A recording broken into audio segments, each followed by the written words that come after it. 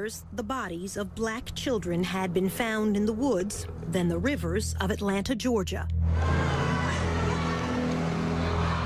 In all, more than 24 victims, most of them strangled.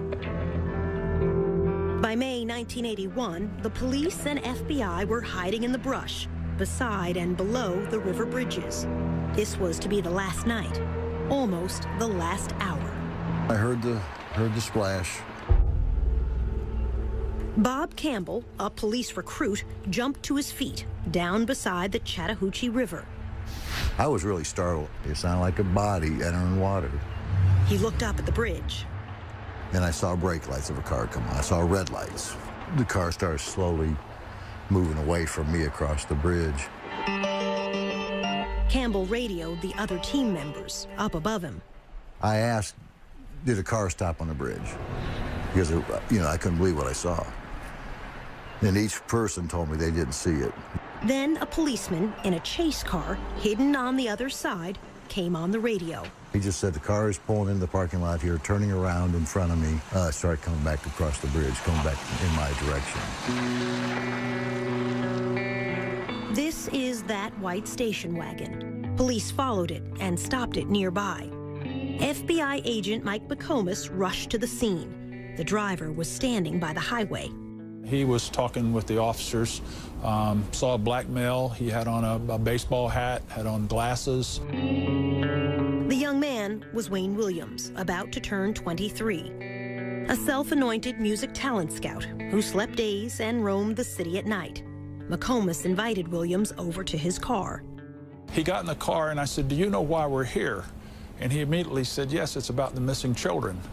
And that kind of stunned me, and I said, well, what do you know about that? And he goes, well, he said, I don't think that the various news agencies are covering it adequately. Do you? 2 weeks later, this headline would break the news of that night on the bridge. Wayne Williams would be sent to prison to serve 2 life sentences for murder. At first glance, he hardly looks like a serial killer. Not much more than 5.5 feet tall, barely 150 pounds, now in his 50s and growing bald.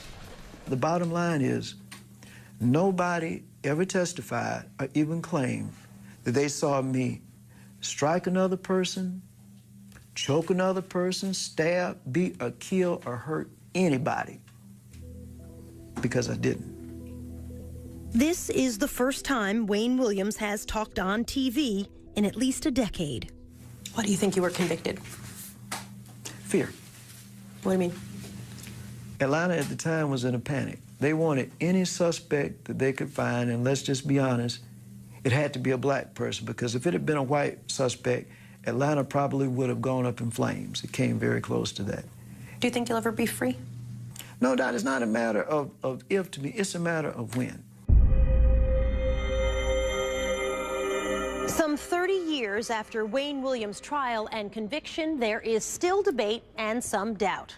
This time, you can be the judge and the jury. We'll lay out the evidence on both sides, and you'll hear from Wayne Williams at length. Then we'll invite you to reach your own verdict: guilty, innocent, or a third choice, not proven. The first clue was found on a dead boy's tennis shoes.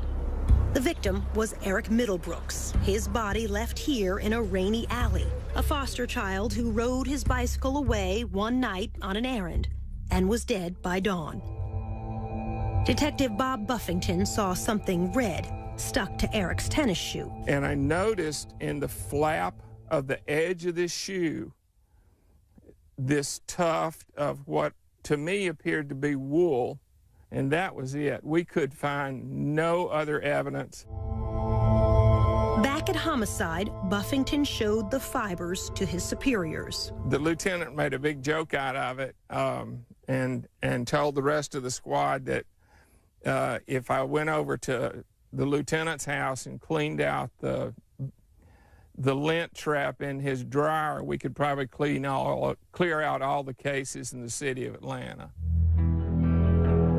Still, Buffington sent the fibers to the state crime laboratory.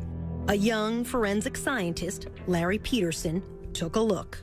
So why was a fiber that was stuck in the crack of a shoe Why was that Because it was important? somewhat loosely there, and people don't normally have tufts or carpet fibers loosely stuck in their shoe. From those few thin threads, Peterson would begin to build a case to try to catch a killer. How many fibers across the board did you look at every day in this case, when the case really started getting busy?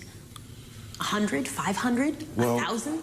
Literally, there's going to be hundreds, if not thousands of fibers there, depending upon the case. In the spring of 1980, no one wanted to believe a serial killer was loose in the city, even when Bob Buffington spotted a disturbing pattern. There had been a sharp increase in the number of children under the age of 14 who had been killed. When he told his boss at Homicide, the major threatened to transfer him. And I truly think that they were afraid that there would be a panic. It was this mother, after the loss of her 9-year-old son, who finally forced police to listen, but not until almost a year after her boy died. Camille Bell and her children lived in these project apartments, poor to the eye, but rich in mind and spirit. Yusef Bell was an honors student in the gifted program at school. On a warm October Sunday in 1979, he walked away on an errand to buy snuff for an elderly lady downstairs. He went barefooted in a pair of brown shorts. He got to the store, he bought the snuff, he started back home. Less than half a block from this store, Yusef Bell stepped off this curb and vanished. And nobody saw anybody do anything or anything, but they did see him come back across the street. And that's the last that we saw him. Camille Bell called the police. They came and said they'd write a report. That's all. Days went by. Camille waited with 2 older children and Yusef's 3-year-old sister. And so she is terrified. If he can go to the store and they can steal him, then she doesn't want to leave the house. She doesn't want to do anything. Camille hid her own fear from her children. And you've got to hold them together so you can't act as scared as you are. The body of Yusef Bell was found in an abandoned schoolhouse. His body would not turn up for another month. Yusef Bell had been strangled. All of what could have been, should have been, and probably would have been was taken away. And we'll never know now because somebody decided that it was all right to just kill a little kid because they wanted to. For a long time, the 3-year-old would look for Yusef every time it was a foggy day. And we'd go out into the fog, and she would go as far as she could into the fog. And I'd say, come back here, and she'd say, I got to go find my brother. And she said, the clouds came down, so Yusef can come down. The child, her mother said, had confused the fog with heaven.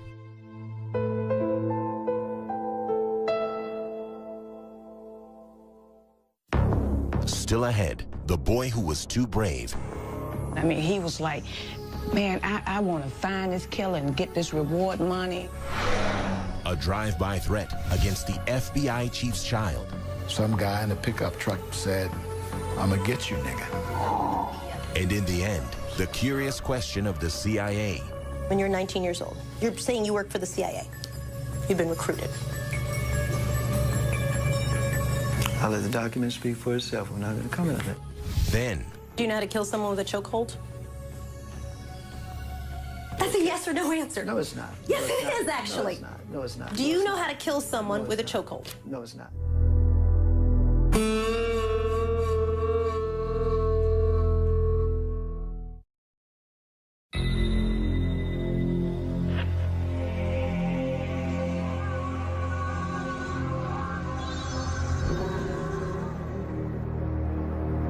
In the spring of 1980, police were still reluctant to listen to Camille Bell. Children were dying on the streets of Atlanta in the daytime. Among them, Jeffrey Mathis, only 10. Like Yusef Bell, he walked down the street on an errand to this gas station to buy cigarettes for his mother. She never saw him again. What we had here was a predator, and what he was looking for was somebody who was cut off from the herd. And if you don't realize you're in trouble until you're in trouble, then you have no way of getting out. It would be another year before Jeffrey Mathis's body was found in a woods, miles from his home. His mother would join Camille Bell in forming a committee to confront the city's leaders. The reaction of the police was that we were overreacting and that there was no serial killer. Even though, by now, 6 black children were dead. 4 others were missing. Perhaps we were like distraught parents that really needed everyone's sympathy, but nobody needed to do anything. For years, it has been a dirty little secret among the press and the police. Deaths of blacks draw less attention than deaths of whites.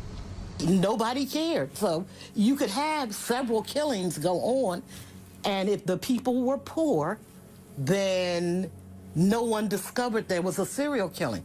If you were black and poor, then really nobody looked, especially if you're black and poor and Southern.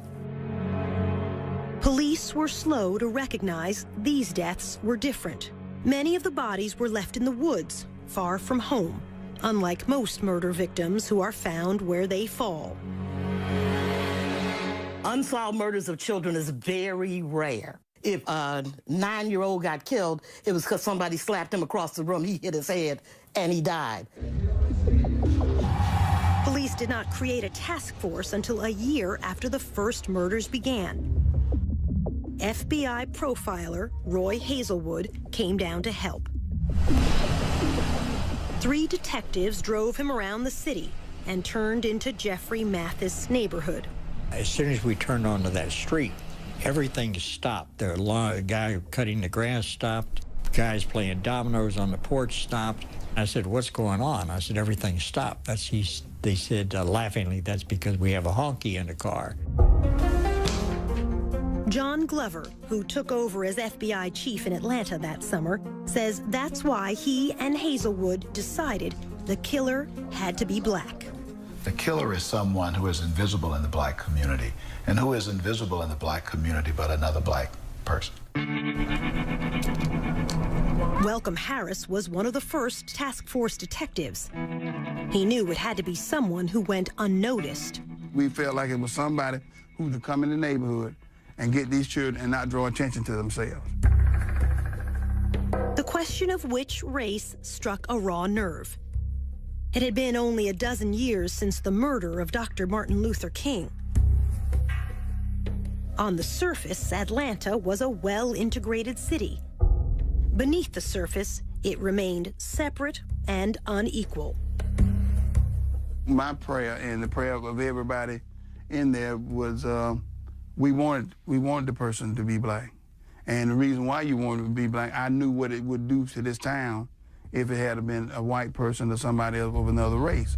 In the black community in the early 80s, a black serial killer was unheard of. All the classic serial killers were white, never black. Doesn't mean it didn't have one there. Today, black serial killers are not rare. In 2009, here in Cleveland, as well as in Milwaukee and Los Angeles, each time the accused serial killer turned out to be African American. Dr. Eric Hickey is a psychologist who keeps track of serial killers. Overall, in my study, 1 out of every 5 serial killers is African American. In the past, since 1995, over 40% are African American. We're finally saying, you know what, blacks do this too. There were whites who fed the fear in Atlanta. As FBI chief, John Glover had moved into this upper-class white neighborhood.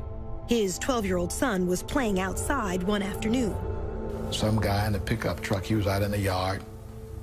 in our side yard. We were on a corner. We lived in had a corner lot. You know, said, "I'm gonna get you, nigga," as he was driving by. Kasim Reed, seen in these childhood photos, was only 10 when the first two bodies were found in the woods close to his home in the summer of 1979. My life did change. How so?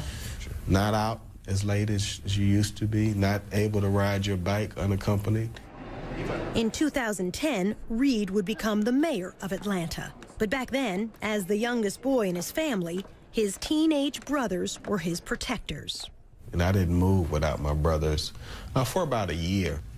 The bulk of the victims were boys like you. You're right. Your age. You're right. Black boys. Yes. Did you personally feel afraid? I can't honestly say that I really felt afraid, except for at moments. You would have a van slow down, and everybody was very mindful of vans at the time. People were suspicious of everybody, and they were afraid. And the children, you had children walking the street, car go by, you could see some of them were in fear. And for good reason. The murders were about to increase to a body almost every week.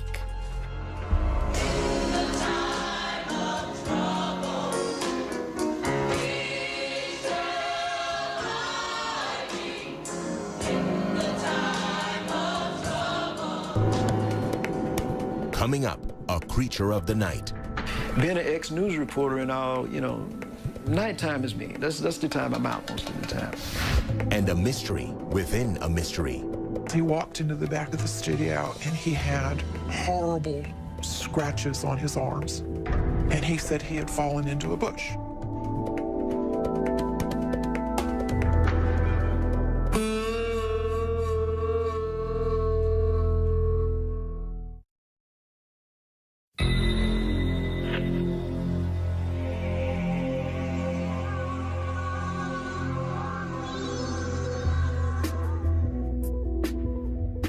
Many of the children who died were poor, who earned spending money carrying groceries, running errands for others. Or, like Luby Jeter, peddling car deodorizers outside this supermarket on New Year's weekend, 1981. His mother worried about his going off alone. He said he was a big boy. They had to catch him first. Luby was a good student, a sophomore in high school. A witness at the shopping center that day saw Luby with a man and helped a police artist draw this sketch, a man with a baseball cap, perhaps a scar on his cheek. Luby never came home. I believe he'd been kidnapped. Police searched the woods around Atlanta. They did not find Luby. Instead, police found two other bodies. Young boys who had disappeared 10 miles and a month apart, yet both left here at the same dumping ground. The number of known dead, now 15. The unsolved murders of so many children had become front-page news around the nation and the world. This is the reward. The city announced a $100,000 reward, soon to grow to $500,000. The task force was swamped with sketches of suspects, none of them alike, many suggested by psychics. At the state crime lab, Larry Peterson was sifting through thousands of fibers: nylon, rayon, acrylic, acetate. Is it like looking Multiple or smaller? It's like looking for multiple needles in multiple haystacks. Then, in January 1981, a breakthrough. Peterson realized they were seeing one green carpet fiber with a unique shape. This is a cross-section of that fiber, magnified many times. This particular fiber had two very, very large lobes and one short lobe. The lobes are the three ends of the boomerang shape. The shape was the most distinctive feature of the fiber. He showed me a slide taken from another carpet. This is a single tuft from the carpet, cut in cross-section. Yeah, I can't tell that's green. That's enough. Even putting the tiny fibers under the microscope didn't help me. How can you tell what color this is? Because in this green carpet, because of that light green, it looks very whitish. The color is seen microscopically is not going to be identical to what the overall carpet would be. Instead, an even more sophisticated microscope So let me just open this up. can separate colors to identify a specific fiber. We took another look. Oh, now you're talking. Now, Peterson knew what to look for. When I was looking at the fiber at first, I had no idea who had made it. I just knew it was very distinctive, and I would recognize it instantly. But he didn't know where to find it. Wayne Williams was not yet on anyone's radar. He had freelanced as a TV cameraman who shot fires and overnight news. He told us, You know, I know the streets of Atlanta. I've been around a while. Being an ex-news reporter and all, you know, nighttime is me. That's the time I'm out most of the time. now almost 23, a wannabe music producer, he was trying to form a singing group modeled after the Jackson 5. In fact, the afternoon Lubie Jeter disappeared, Williams says this receipt shows he had an alibi, auditioning young singers from 4:30 to 8:30 that evening.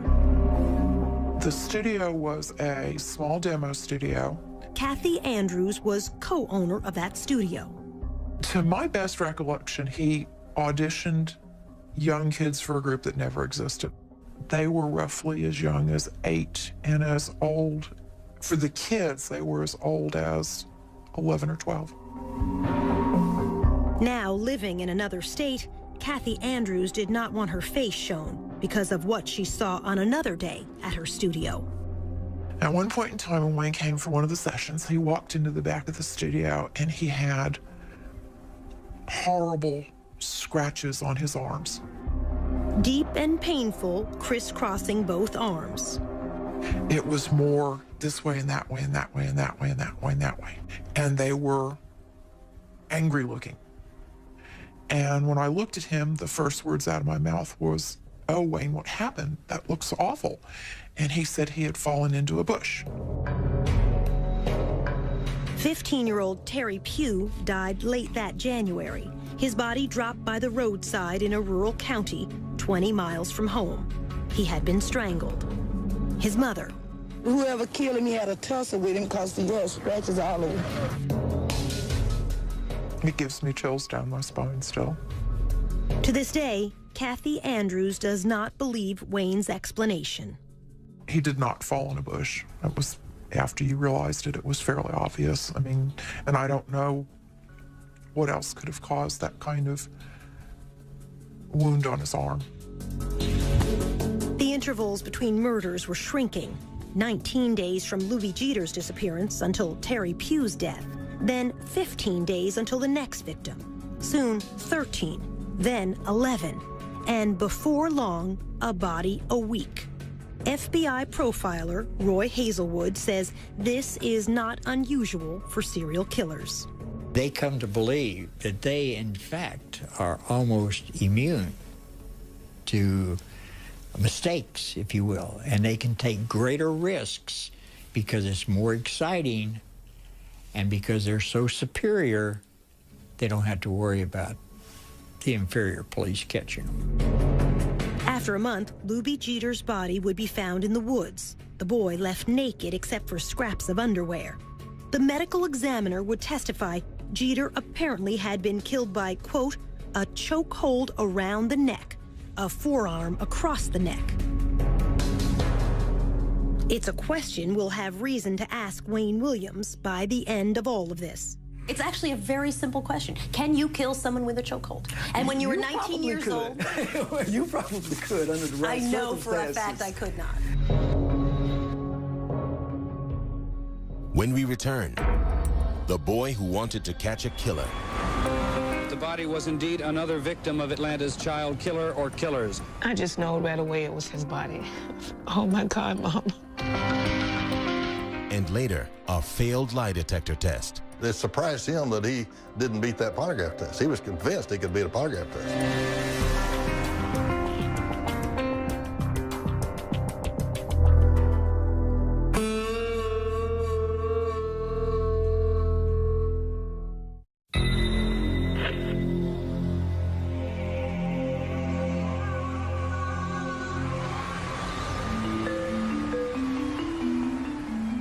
There's yet another twist in the missing and murdered children case. Atlanta is a city of frustrations and fears. As the number of missing and murdered children grows. That the body was indeed another victim of Atlanta's child killer or killers. We're told that the child... Patrick Baltazar was the kid who was convinced he could catch a killer. He was like, man, I want to find this killer and get this reward money, and I'm going to buy my mom a house, and I'm going to do this, and I'm going to find this killer. His stepmother, Sheila Baltazar, was worried. For a 10, 11-year-old child to be talking like that, that was just like, wow, you know, where's his mind at? Patrick was a latchkey child, living unsupervised with an older brother in a project apartment near downtown. He was very streetwise. He stayed out late at night, often at the Omni Center, now the headquarters of CNN, but back then a hotel complex with an indoor skating rink and a game room for kids. And that's where he spent a lot of his time at the games arcade. Wayne Williams was known to frequent the Omni, passing out these flyers as a talent scout to offer auditions to boys from age 11 on up. 15 kids are dead. 2 others are officially missing and listed as part... By early February 1981, more than a dozen young African-American boys had been found dead, many dumped in the woods around Atlanta. I was very fearful. My God. Sheila Baltazar pleaded to send Patrick back home to the rest of his family in rural Louisiana. If I had somewhere to send my son, I would have sent my son. One evening, a white man in a big car appeared to threaten Patrick and a small friend. The little boy said that Patrick said, man, that might be the killer. Patrick used a payphone to call police. He told them, a man was chasing me and my friend in a brown Cadillac. Well, actually, they thought it was a crank phone call. They didn't send a car out. This is a sketch the other boy provided to police after Patrick was dead.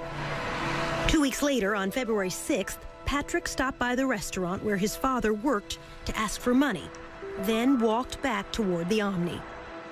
He never made it home that night. I'm like, he didn't come home? Oh, my God. That was the first thing popped in my head. Missing. Murdered. Oh, my God. The Atlanta Missing Persons Bureau continued their hunt for this missing child. 11-year-old... One day it seemed like it was a week. That was the longest search in the world. It was almost 2 p.m. when maintenance man Ishmael Strickland found the lifeless figure of a young black boy lying in some bushes. On the 7th day, a maintenance man spotted a body tossed down into the woods behind a parking lot at a suburban office complex. The bank was fairly steep. Medical examiner Joseph Burton had to hold on to a rope to get down to the scene. He had a ligature mark on his neck, like if somebody had a ligature and they were behind you or off to the side behind you, and they close their hands or fists together and pull the ligature, basically. In other words, killed from behind. Most likely, yes. All right, let me place another sample on this side. State Crime Lab scientist Larry Peterson attended the autopsy. I can recall at one autopsy pulling a fiber off of one of the victims. It was a green carpet fiber. I mounted the sample on the slide, went over and looked under the microscope, and went, it's the same one. You knew right away. I knew right then. And it became apparent that the body was indeed another victim of Atlanta's child killer or killers. Again, local television carried these pictures live from the crime scene. As it was studied, it became apparent it was one of the 3 children listed as missing. We're told that the child's body, again, had not... Sheila Baltazar got a call from her mother.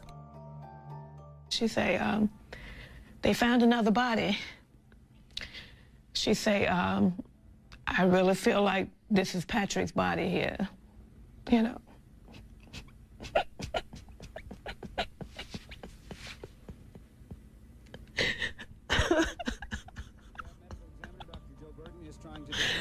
Oh my God. But if he is one of the 3 missing children, the chances are strong that he was 11-year-old Patrick Baltazar, who disappeared 1 week. Mrs. Baltazar and her husband went to the funeral home to identify their child. They told me he had struggled you know, for his life.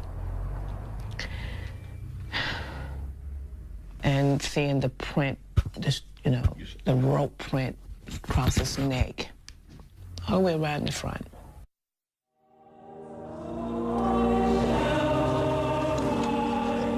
At Patrick Baltazar's funeral, she would insist on an open casket.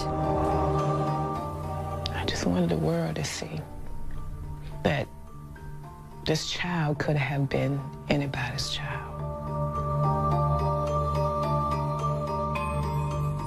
Patrick's fifth-grade classmates wrote a poem, read at his funeral. This from local TV coverage that day. Patrick Balthazar, our schoolmate, you came to school, though sometimes late, but you were never mean to anyone. You tried to help people and thought it was fun. Then one night, one terrible night, you didn't come home, not even at daylight. Something's happened to that boy, the people said. Patrick is missing. Is Patrick dead? We cried some, and we bowed our heads, and hoped for your safety, and prayers were said. Oh God, please bring back that missing boy. When he returns, we will shout for joy. The police and the news people came and went. In all our hearts was no content. No one could rest until we knew whatever had happened to you. Then one day your body was found out in the woods on the cold, cold ground. Someone killed you and dumped you there. It was a mad, cruel person who did not care. There was not a word about how you died. It is no wonder that we all cried. Patrick, we miss you and wish you knew how much your schoolmates grieve for you.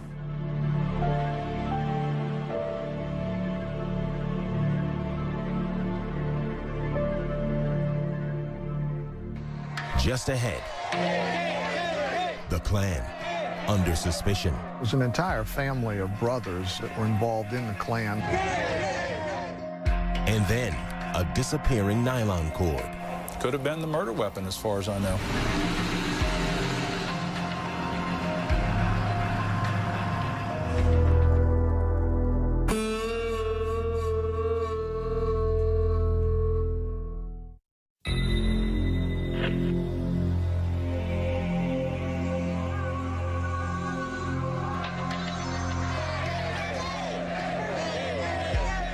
In February 1981, a troublesome tip reached the police. A man involved in the Ku Klux Klan could be Atlanta's serial killer. Atlanta was about to explode, and here was information potentially that the Klan could have been doing this. Bob Ingram with the GBI, Georgia's Bureau of Investigation, got the case. It was an entire family of brothers that were involved in the Klan that were the focus of this particular intelligence information. An informant said one brother had threatened Luby Jeter, the child found dead only weeks before. The Klan associate lived here on a dead-end street in the railroad town of Mountain View, on the outskirts of Atlanta. We're tapping telephones. We heard a lot of rhetoric. We heard a lot of racial slurs. On one wiretap, the detectives heard this said, "Go find you another little kid." The GBI followed the four brothers for almost 2 months. These family members were under surveillance at that time, physical surveillance, where we had an eyeball on them. In those 2 months, 6 more black youths would disappear and die. Detectives saw nothing to link the Klan to them. If somebody was in there with a van or 2 or 3 men who, you know, to grab somebody and dump them in the back of a van, people would have noticed if they were white. The brothers were called in. They took lie detector tests and passed. They were polygraphed and cleared as to their involvement in the killing of Atlanta's children.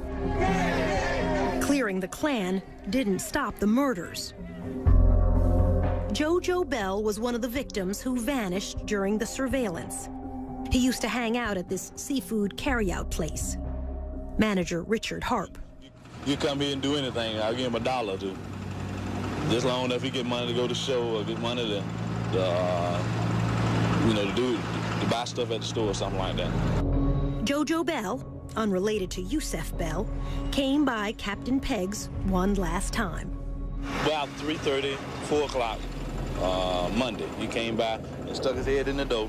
He said, "Richard, I'm going to shoot basketball. I'll see you later." Throwed his hand up, went on up to speak. To a schoolyard basketball court like this. This witness, Eugene Laster, knew JoJo and saw him leave the game. He said JoJo left in a station wagon that looked like this. Laster testified he got in the car, got in Wayne's car. In court, Laster would identify Wayne Williams as the driver. Eugene Laster. Okay. He's pretty much an eyewitness. Said that you gave a ride to JoJo Bell in your station wagon. Okay. Did you? No, I did not. You never gave a ride to JoJo Bell? No, I did not. Williams did not deny he was the driver. He instead insisted his passenger had to be someone else. JoJo Bell was never to be seen again. But it would be horrendous if another child dies, period. A week later, Sammy Davis Jr. and Frank Sinatra came to Atlanta for a concert to benefit the children. The photographer up on stage, that's Wayne's father, Homer Williams, with the black newspaper Atlanta World. How come you got no tuxedo on there? You're going to come up here on the stage looking like that there. Backstage with Sammy Davis Jr. in a photo which made the front page, that's future Mayor Kasim Reed. I remember that. It was so cool meeting Frank Sinatra. As a young child, Reed would help the volunteers searching Atlanta's woods every Saturday. We literally would walk through wooded areas, chaperone, and we would walk for a period of time until about an hour before nightfall. But now, a new twist in the murders. Patrick Baltazar, the 20th victim, would be the last child to turn up in a wooded area. A day or two later, an official would tell reporters fibers and dog hairs were being collected from the victim's clothing. The next child to die would be found in a river, wearing nothing but underpants. Fewer clues now for Larry Peterson. We're talking maybe a dozen or dozens of fibers as opposed to hundreds or potentially 1,000 fibers. The 13-year-old victim was found beneath this bridge over the South River in Atlanta's suburbs. A driver crossing that bridge earlier in the week saw a man leaning over the railing. It turned out to be the same afternoon JoJo Bell disappeared. At trial, the witness said the man was Wayne Williams. JoJo's body would not be found for 7 more weeks, until Easter Sunday. It had floated far down the South River, almost into another county. He also had nothing on but underwear, basically. Medical examiner Joseph Burton went out in a boat to retrieve the boy. We've got the body wrapped in a sheet. I'm the one with the shirt off. Dr. Burton ruled both JoJo and the other boy found in the river had been asphyxiated. We didn't have any history of either one of these boys swimming in the South River in their underwear. Other bodies were now washing up in the Chattahoochee River to the west and the north of Atlanta.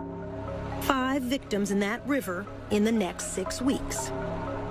I said, you know, if I was doing that, I'd be throwing them off the bridge. FBI agent Mike McComas grew up along a river in Tennessee.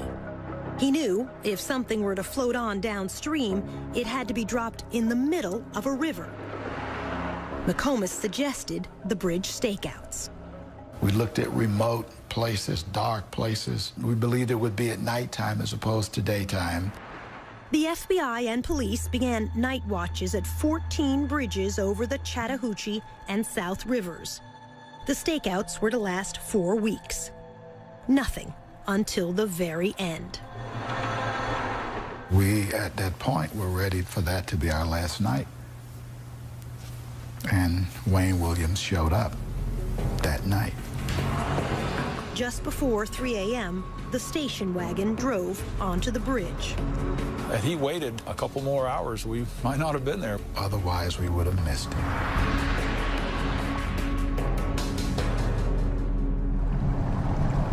Next, the night on the bridge. You said, I know this is about those boys, isn't Correct. it? Mm-hmm. That's what I said. Pretty damning statement, don't you think?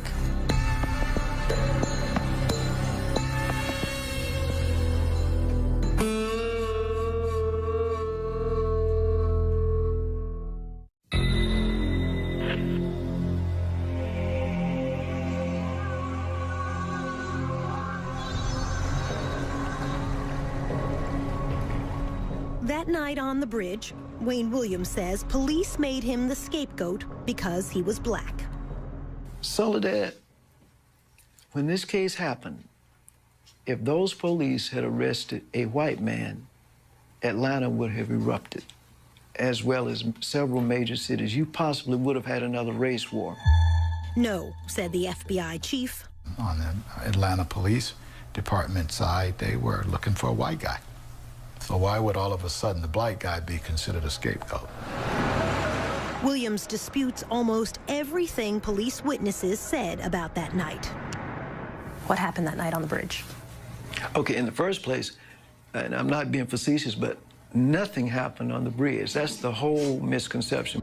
As he tells it, there was no splash. He never stopped and didn't turn around. So you never stopped on the bridge? No, I didn't. You didn't throw trash? No. You didn't throw anything? No, I did not. You didn't throw a body? Definitely not a body, no. His story. I crossed the bridge. I turned off briefly after I crossed the bridge at what I called a liquor store. Williams said he pulled into the parking lot only to look up the phone number of a singer he was trying to locate at that hour. I turned back on the highway. I went to a Starving Marvin store. I used the telephone, and I came back. The call didn't go through. I got some recording, this number's not in service, and I said, well, this is a prank. This is the closest thing to an address he had for the singer he said was Cheryl Johnson. The FBI looked hard and could never find her. It says to me that Cheryl Johnson didn't exist and he made it up. Williams says only after that call from a gas station did he turn around to cross back over the bridge again. Police would stop him moments later. You said, I know this is about those boys, isn't it? Correct. Mm-hmm. That's what I said. Pretty damning statement, don't you think? No, I mean, the perception in Atlanta was, at the time, kids were missing, and I think, if I'm not mistaken, the perception was a lot of young males were missing, and that's what I asked myself, this is about those kids, the boys or something like that, isn't it? Remember what FBI agent Mike McComas said he saw when he got to the scene? Saw a black male. He had on a baseball hat. This is the sketch provided by the witness who saw Luby Jeter talking to a man the day Luby disappeared and died. McComas had never seen this until we came back to show it to him nearly 30 years later. This is a real strong resemblance to the person that I talked to, Wayne Williams. He had on a baseball cap. His hair was in an afro, so this just looks like him. Williams agreed to let McComas search his station wagon. On the floor, in the front of the back seat, he saw... There was a nylon cord. The best that I could describe the nylon cord was a ski rope type, the woven type, and it was, my guess, about 24 inches long. No. Williams denies there was any such cord. Because if that rope had been in the station wagon that night, I'm sure they would have taken it. The fact that I didn't confiscate it doesn't make it go away. It was there. The nylon cord would never be seen again. Could have been the murder weapon, as far as I know. Yet, FBI supervisors decided to let Wayne Williams go that night. Well, first of all, he didn't have a body. So, secondly, there was no one who saw Wayne Williams outside of his car. There was no one that saw him throw anything overboard. 2 days later, only a mile downstream from that bridge, another body. After 2 years, one suspect now, Wayne Williams.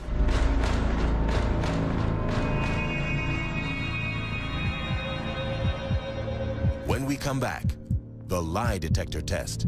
It surprised him that he didn't beat that polygraph test. He was convinced he could beat a polygraph test. I said some reaction like, I'll be darned. You're the guy we've been looking for 2 years.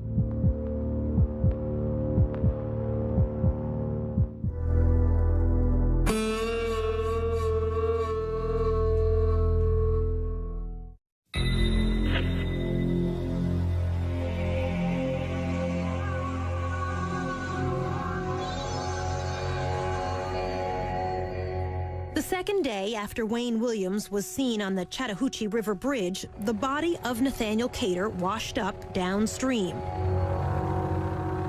He was a down-on-his-luck drunk, 28 years old, but small, weighing under 150 pounds. Again, the medical examiner said Cater could have been killed, quote, with a chokehold, trapping the neck in the crook of the arm. His would be the last body found in the Atlanta murders, the 27th male victim. At Cater's funeral, Wayne Williams' father, Homer, took this photo for the Atlanta World newspaper. On June 3rd, the FBI brought Wayne in for a long night of questioning. Wayne agreed to a lie detector test. He was as composed and calm as you can get. You got 26 bodies out there in the woods and rivers, and he's just sitting there in total control. Richard Ratcliffe was the FBI polygraph examiner. I said, I don't care what you were doing on the bridge. I don't care what you threw in the river. If it wasn't a little boy's body, you did fine this test. He told Williams in advance what he would ask him. Did you kill Nathaniel Cater? Did you kill him that night that you were on the bridge? And did you throw Nathaniel Cater into the Chattahoochee River? And when I ran that test, it's like, wow, this is it. Wayne Williams flunked all 3 questions. Might as well, this test would reflect that you did kill Nathaniel Cater, and you threw his body, that was his body you threw off the bridge that night. The polygraph measures sweating, the heartbeat, blood pressure, all rise with tension. You breathe a little faster. You have a hard time getting your breath. You sweat a little more. He did all this. Wayne Williams took the test 3 times. He failed each time. I said some reaction like, I'll be darned. You're the guy we've been looking for 2 years. It surprised him that he didn't beat that polygraph test. He was convinced he could beat a polygraph test. He sat there and studied it, and he said, what's this question right here? And I said, that's pretty good. That's, did you cause the death of Nathaniel Cater? And then he said, what's this question? I said, well, did you throw his body into the Chattahoochee River that night?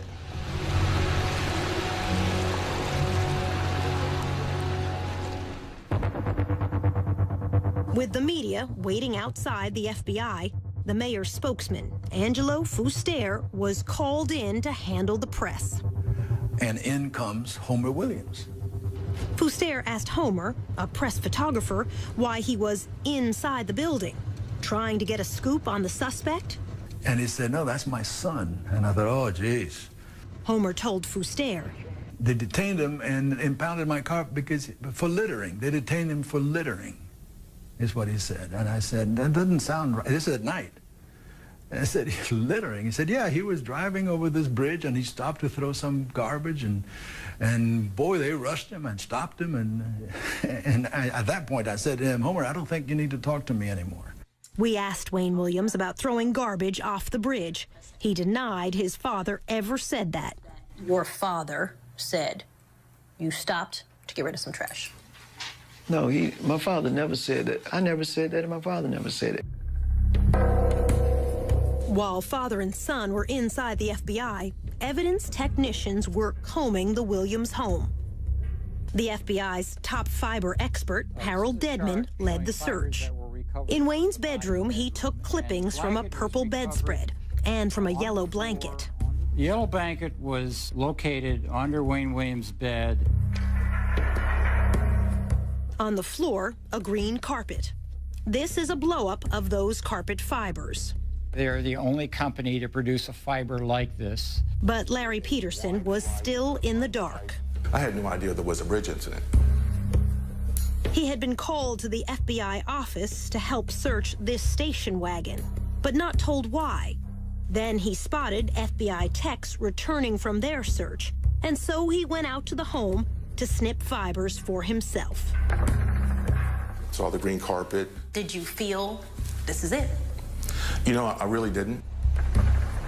Because it was a middle-class home, a young man living with his parents. But Peterson thought, I'm going to run these back to the lab and just look. I started with the green carpet. Once I put that sample under the microscope, I mean, I knew instantly that that was it. You knew that they had the killer. I knew that was it. And I had made hundreds and hundreds of comparisons to carpeting and various suspects and environments before, and nothing was even close until that night. Did you stand up from your microscope and scream, "Hallelujah, we've caught the guy"? I literally did just want to say, oh my God. Still, Wayne Williams was allowed to go home that night. And make a couple of other errands, so I was in the area, and I just decided. In the morning, Wayne Williams called in reporters and TV crews, who agreed not to show his face. He asked what was dropped in the river. Nothing. He acknowledged he failed a lie detector test. Then, asked about the victims, Wayne Williams said this. Some of these kids are in places they don't have no business being at certain times of the day and night. Some of them don't have no kind of home supervision, and they're just running around in the streets wild. And I'm saying, when you're doing that, that's not giving anybody a license to kill, but you opening yourself up for all kinds of things. We asked Wayne what he meant. When you say, that's not giving anybody a license to kill, but you're opening yourself up for all kinds of things. My point is very simple. All right, if you're out roaming the streets, like not all of these, but some of these victims were, you put yourself in a position for bad things to happen. For days, the district attorney was reluctant to take Wayne Williams to court based on fibers alone. While he hesitated, the FBI, police, and media all kept a watch on Wayne. In this parking lot one day, he showed an angry face to a CNN camera crew. Well, hey, I'm telling you to quit following me, because I'm saying at this point you're following me and you're on private property. And if I were you, I'd get the hell off. Finally, on Father's Day evening, 1981, detectives arrived to arrest Wayne Williams for the murder of Nathaniel Cater. Once he disappeared in the back of this police car, Williams would never be free again, to this day.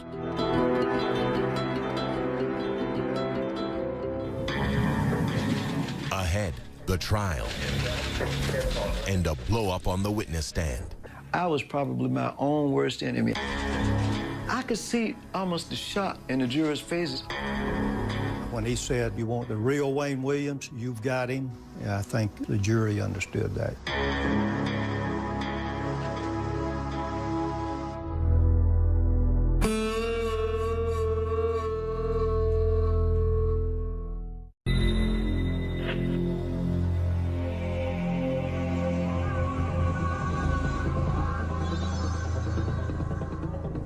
Wayne Williams would go on trial at the start of 1982.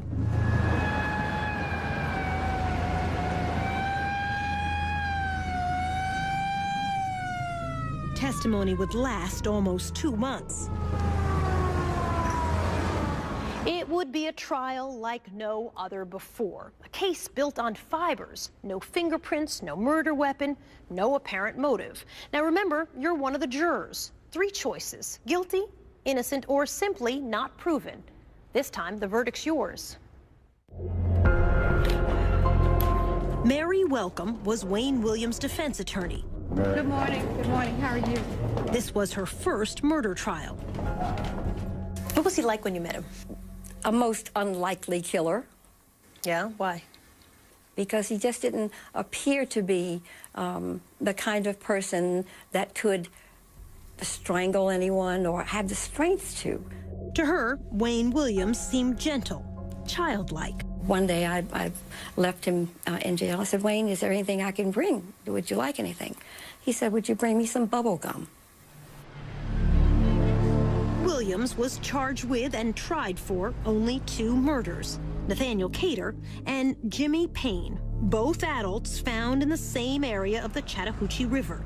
Cater's body was nude, but his hair was caked with mud. Digging through that silt, I was able to recover dog hair and fibers that were close to his scalp. The dog hair was consistent with Sheba, the Wayne Williams family dog. In Cater's hair was one of those unusual green carpet fibers. Under a microscope, Peterson could see the boomerang shape, just like those in the Williams family carpet. This is an actual piece of that carpet, which the FBI's Harold Dedman said was quite rare. It's got an unusual carpet fiber. It was manufactured for a limited amount of time. It was a 10-year-old carpet. On Jimmy Payne, the other victim, Dedman found yellow rayon fibers stuck to his cotton shorts, fibers consistent with the blanket under Wayne's bed. I personally took the cutting from the yellow blanket that was under the bed. This evidence slide contains the yellow blanket fibers that Dedman clipped that night, magnified by our own video camera. But when Larry Peterson had returned that June for a second search a couple weeks later, There was no yellow blanket to be found that I could find. There are a lot of things in your case that disappeared. You had a lot of disappearances. Yellow blanket Yes. disappeared. In the first place, there was never a yellow blanket. There were fibers of a yellow blanket. There were fibers alleged to have come from a yellow blanket. Nobody's been able to produce a yellow blanket because, quite simply, and I'm just being very blunt with you, there was no yellow blanket. Or maybe you got rid of it in between the first time they searched and when they come back. It seems like to me, if I were a police officer, I would have confiscated the blanket too. It doesn't make sense. the prosecution was allowed to bring in 10 other deaths. Among them, Patrick Baltazar, Eric Middlebrooks, JoJo Bell, to try to show a pattern. This is a chart showing fibers that were recovered from the body of Patrick Baltazar. Fibers consistent with that blanket, with Wayne Williams' bedspread, the green carpet, hair from Wayne's dog, plus a leather jacket. The jacket was, as I recall, was hanging in his closet. And, Dedman told the jury, 2 human hairs were found inside Patrick Baltazar's shirt. These 2 hairs were consistent with originating from Williams. Then there was Eric Middlebrooks, and the fibers stuck to his tennis shoe. This is a blow-up of those red fibers. The same kind were in a car Williams was driving that year. This puts Middlebrooks both in the interior and of the 79 Ford and the trunk of the 79 Ford. Did you ever meet any of the young men who were victims? No, I did not. Never met them once? No. Not once? No. It's incalculable, the odds that that they were not in contact with him in his environment. The fiber evidence is your biggest obstacle. That fiber evidence may well have been manipulated in this case, point blank and simple. Simply because they had a suspect, it was Wayne, and that manipulation no doubt has continued even after my trial and up until this point. There were just too many fibers placed on too many bodies. Mike Derham, in blue, seen here the night of the verdict, was one of the jurors. What would the chances be of finding the same, all of these fibers? The chances would be just astronomical.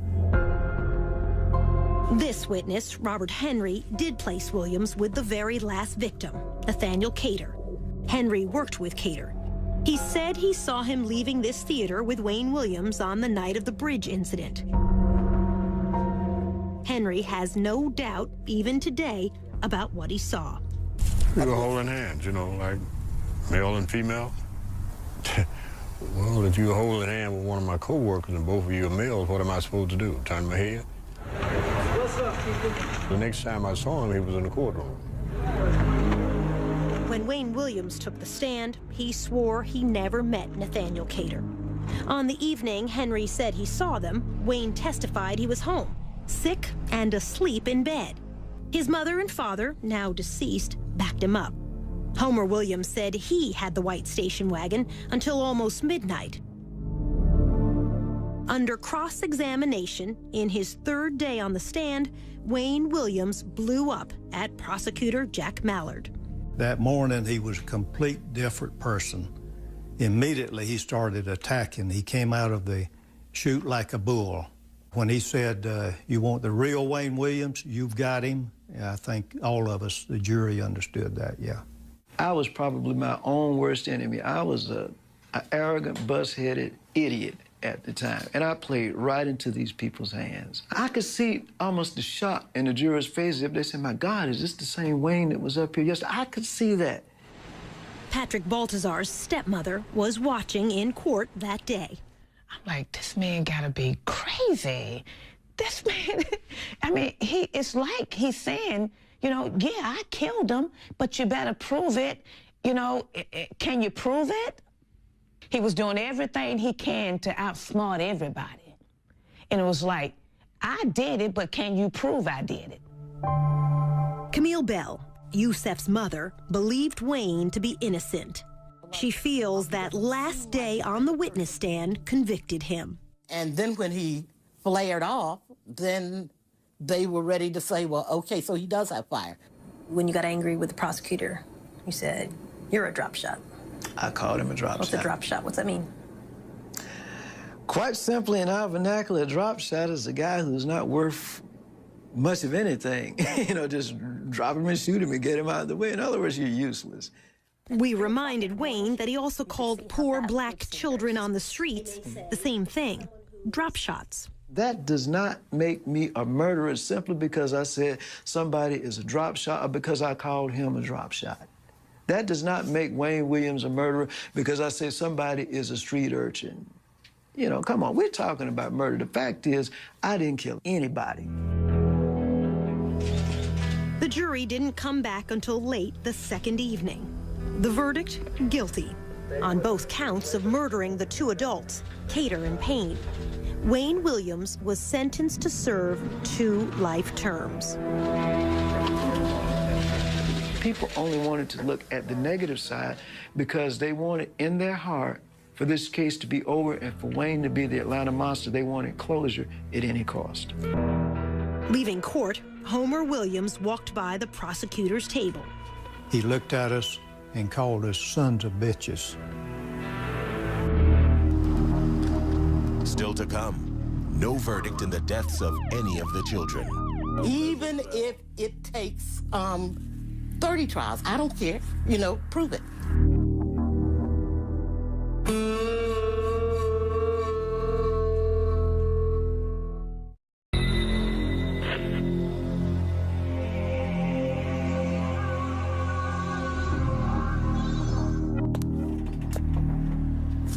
Defense attorney Mary Welcome did not expect the guilty verdict. I was crestfallen. So why do you think the jury convicted him? Because he might have been guilty. Because he might have been. During the trial, medical examiner Robert Stivers told the jury there had been very few strangulations of black males in the years before these murders began, and none at all with bodies left in rivers or by the roadside since that night Wayne Williams was stopped leaving this bridge. They were convinced that the crimes had stopped because Wayne had been arrested. And I think what happened is people stopped looking and stopped counting. Murders have continued in Atlanta. Shootings of black men, stabbings of black women, but not strangulations like before. Not black youths dumped far from where they were killed. Detective Welcome Harris would stay on the police force another 25 years. We asked him how many more children were killed the way they were in the 80s. None that I can recall. None that I can recall. Wayne Williams' appeals would drag on for years. He almost won the first one. Georgia Supreme Court Justice George Smith helped a colleague write a ruling that would have reversed the verdict. He would have found that the evidence didn't support a conviction. That's what he did find originally. but the 5 other justices resisted. When we met, they pitched a royal fit. They were not going to overturn the conviction. The 5 of them would. In the end, all the justices, except Smith, agreed to uphold the conviction. Wayne Williams said the court was bullied into making its U-turn. I think the pressure came from as high as the White House, and we'll leave it at that. Not so, said George Smith, now retired from the court, but still practicing law in his 90s. I can't imagine that it happened in a case like this. I can't imagine it happened in any case, but certainly this case, it didn't reach to the White House.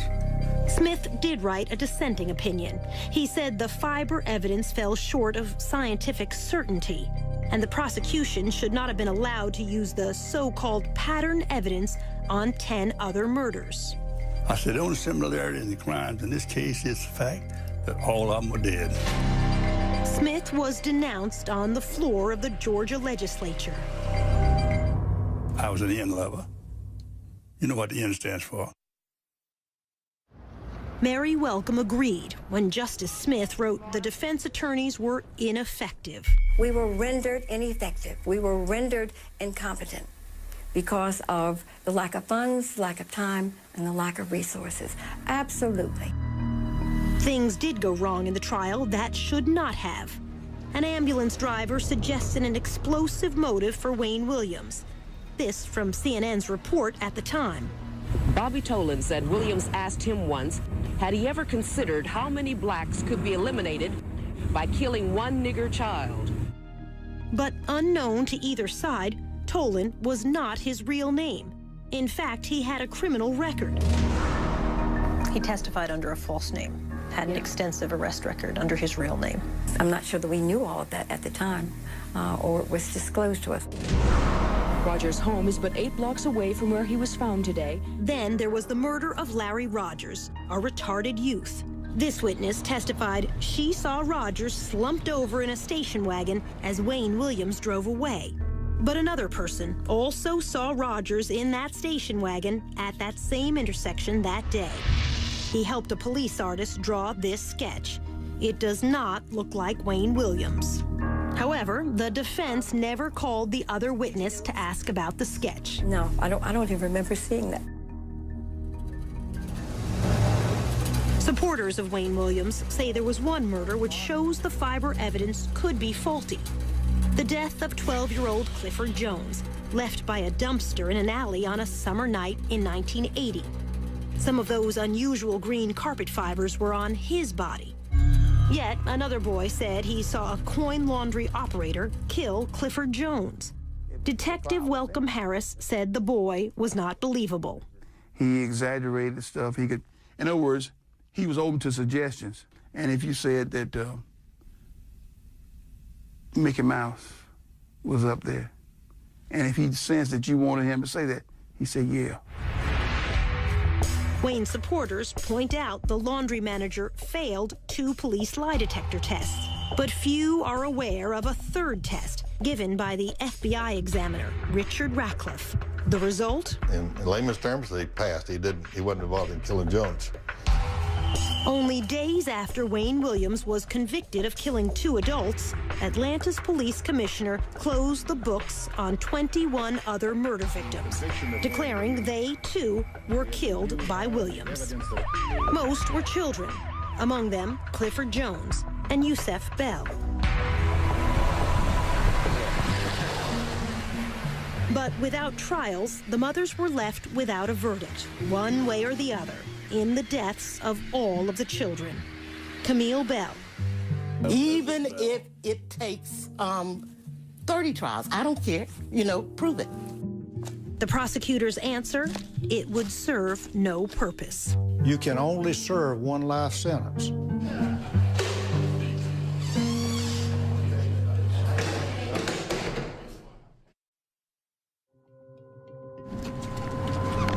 Just ahead, a new alibi that backfires. He was out that night, no question in my mind. He was not at home. He was out and about. And after all these years, new DNA evidence. Then it probably would exclude 98% or so of the people in the world.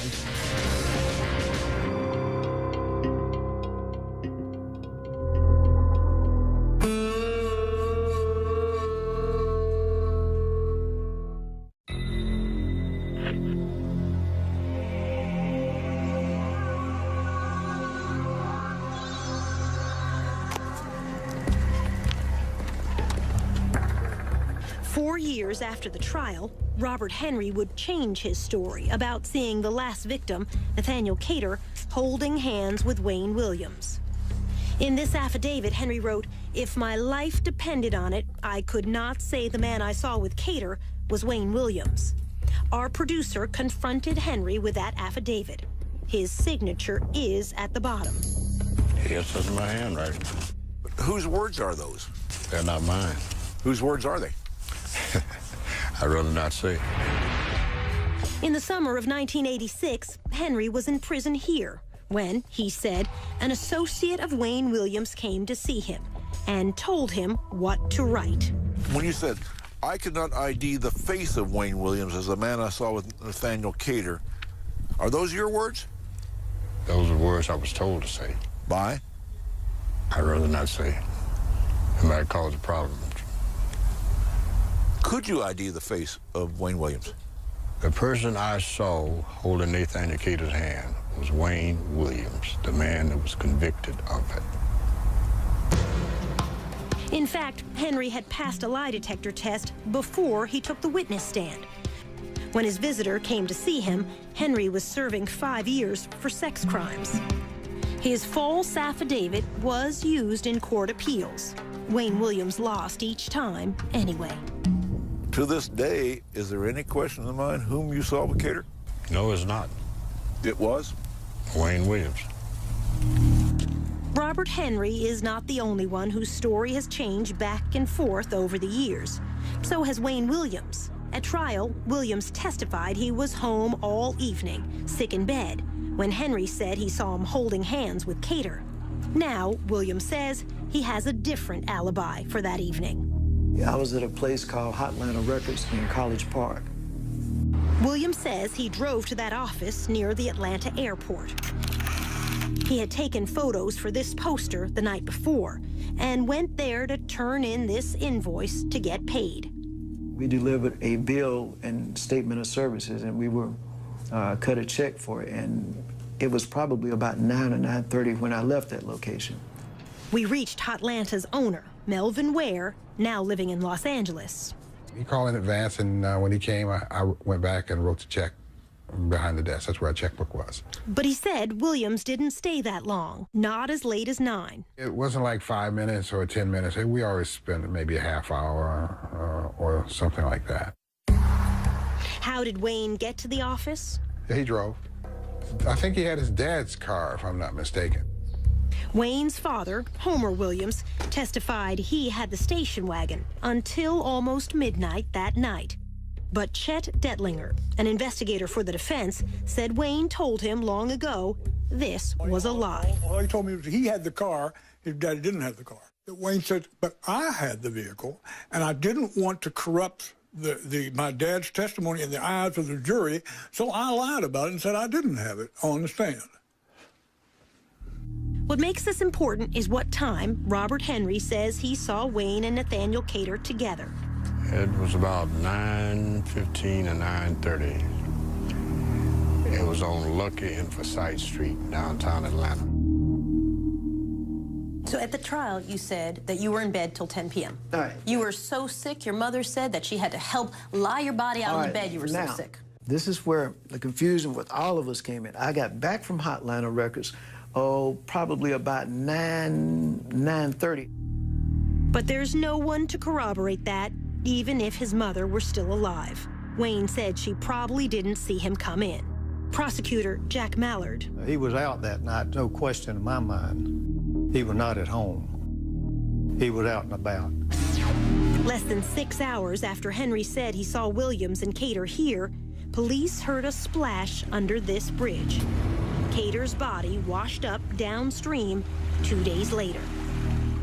30 years ago, there was no DNA testing. Now there is, and so new evidence. Remember those 2 human hairs found inside 11-year-old Patrick Baltazar's shirt? In 2007, the hair fragments were sent to the FBI's DNA laboratory in Quantico, Virginia. The result? The lab said it found this DNA sequence in only 29 out of more than 1,100 samples of African-American hairs in its database, less than 3%. Most important, Wayne Williams' DNA had the same sequence. I don't think they said it was a match. I think they said they could not rule out whomever the hairs were from as being the possible donor. The FBI's Hal Dedman, a DNA expert, said this finding is as strong as it can get with this particular type of testing. Then it probably would exclude 98% or so of the people in the world. Did you kill 11-year-old Patrick Baltazar? I did not kill Patrick Baltazar or anybody else. Did you ever meet Patrick Baltazar? No, I did not. Never been in contact with that kid? I don't even know a Patrick Baltazar. We offered to show the DNA findings to the stepmother, Sheila Baltazar. I can't read it. Please don't make me read it.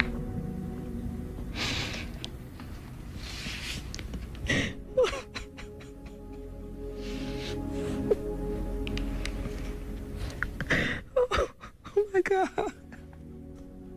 So we told her what the FBI report said. Wayne Williams cannot be excluded as the source of those two hairs. She listened. Then this. Without a shadow of a doubt, I really in my heart believe that Wayne Williams killed Patrick Baltazar.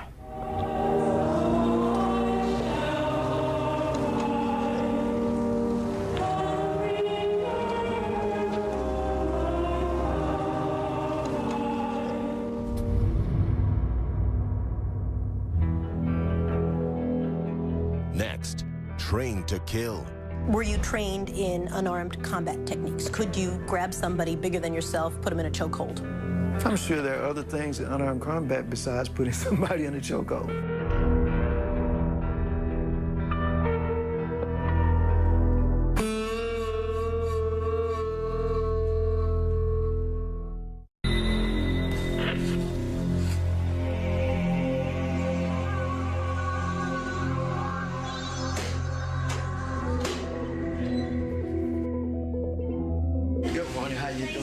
When we returned to prison for our final interview with Wayne Williams, we had one question he was not expecting. What Wayne had written about being recruited for espionage training as a teenager. At a secret government camp hidden in the woods near this North Georgia lake, where he was given what could amount to a license to kill. It's called Finding Myself. What's Finding Myself? It reads like an autobiography. Go ahead, I'm still trying to see. It's a account of your CIA training. We're not going to get into that. Why not? We're not going to get into that. I got a copy of it. Yeah, but we're not going to get into that. Why not? You're just simply not going to get into that. By his account, Wayne was fresh out of high school, just 18 years old, when he was approached by an associate of an old World War II spy living in the Atlanta area and was initiated into a secret world. You're not going to answer a single question on this? No, ma'am. Is it fake? No. Is it fictional writing? No. Did you work for the CIA? We're not going to get into that. In these pages, he said he spent his summer weekends in those woods, learning how to handle plastic explosives, hand grenades, and something even more chilling. So, I'll do the talking part, and you can answer what part of it you want. You write how you fired rifles, submachine guns, handled assault weapons, grenade launchers, C4, learned unarmed combat techniques through this training group over weekends. Is it true or is it false? We're not going to comment on that. When you're 19 years old, you're saying you work for the CIA. You've been recruited. I'll let the document speak for itself. I'm not going to comment on that. Did you work for the CIA? I cannot comment on that. Copyright 1992 by Wayne Williams. Is this an autobiography? I cannot comment on that. In his own words, Wayne Williams said this was part of a secret plan to send young black agents into the worst trouble spots in Africa in the late 1970s. He wrote that he finished training, then withdrew from the program.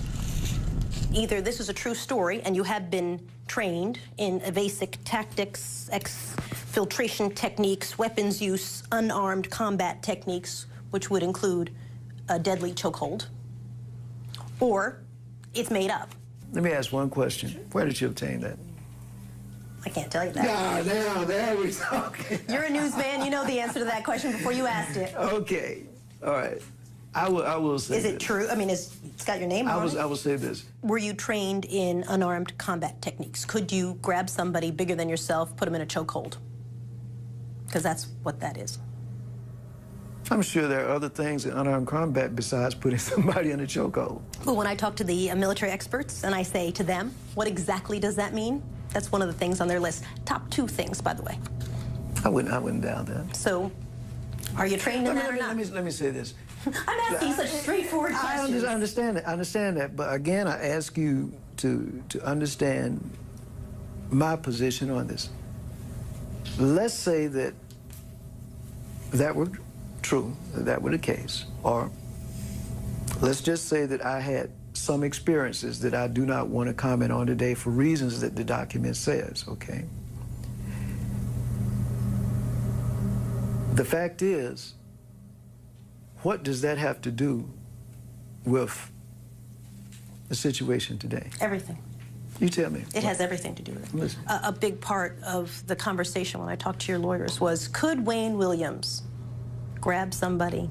Did he have the strength? Look how, he's not a big guy.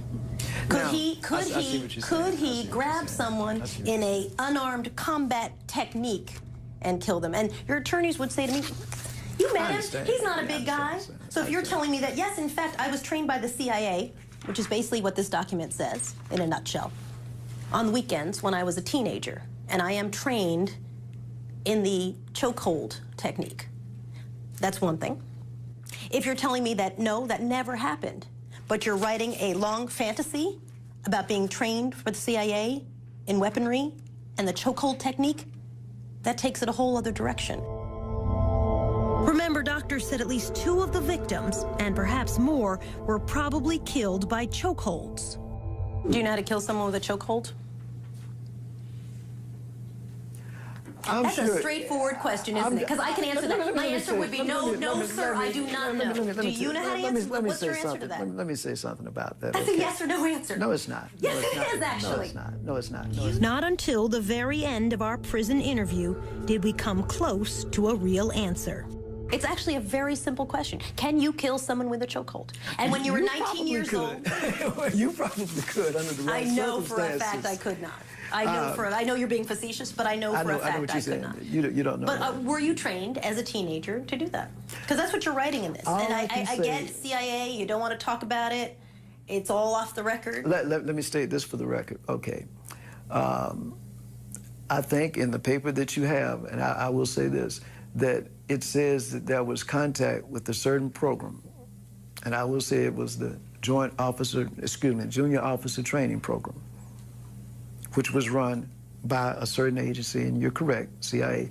But I never said that I worked for them. I simply said now who's splitting hairs? That I had some contact with some person, and that's all I'm going to say. Were you trained that's all I'm in gonna these say. techniques? That's all I'm going to say.